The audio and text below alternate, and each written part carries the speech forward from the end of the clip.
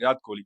மனுஷன பத்தி நம்ம தனியா பாசிட்டிவ்னு சொல்லணும்னு அவசியமே கிடையாது. அவருக்கு எந்த பவுலர எப்படி அட்டாக் பண்ணி ஆடணும், எப்படி டிஃபெண்ட் பண்ணி ஆடணும் அப்படின்றது அவருக்கு நல்லாவே தெரிஞ்சிருக்குது. இந்த மேட்ச்லயும் அழகா ஒரு 50 அடிச்சாரு.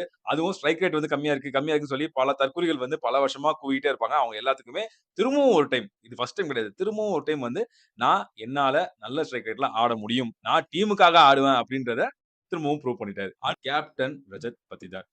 மனுஷன் வந்து கொஞ்சம் கூட பயப்பட மாட்றாருங்க. அதாவது ஸ்பின் பவுலர் வரியா? அடிக்கிறேன். ஃபாஸ்ட் பவுலர் வரியா? அடிக்கிறேன். செம்மையான ஒரு கான்ஃபிடன்ஸோட உள்ளார வந்தாரு. அவரு வந்து எப்படின்னா, ரொம்ப பில்டப் குடுக்கல. ரொம்ப ஆட்டிட்யூட் காமிக்கல. அப்படிலாம் காட்டவே இல்ல. எனக்கு தெரியும் என் வேலை என்ன அப்படின்ற மாரி உள்ளார வந்து 4, 6ன்னு அடிச்சு தாறுமாறா அடிச்சு தள்ளிட்டாரு. கேப்டன்சி. புது கேப்டன் எப்படி பண்ண போறாரு அப்படின்றது எல்லாருக்குமே மிகப்பெரிய ஒரு டவுட்டா இருந்துட்டே இருந்துச்சு. ஸ்டார்ட்டிங்ல ஒரு ஒரு 36 கேப்டன்சி பார்த்தீங்க அப்படின்னா, என்னடா கொஞ்சம் சொதப்புறாரோ அப்படின்ற மாரி இருந்துட்டே இருந்துச்சு. பட் அவர்கிட்ட இருக்கிற அந்த 5 பவுலர்ஸ கரெக்ட்டா ரொட்டேட் பண்ணி தைரியமா ஓவர்ஸ் குடுத்தாரு. அதுக்கேத்த மாரி பவுலர்ஸும் வந்து அவங்க டெலிவர் பண்ணாங்க.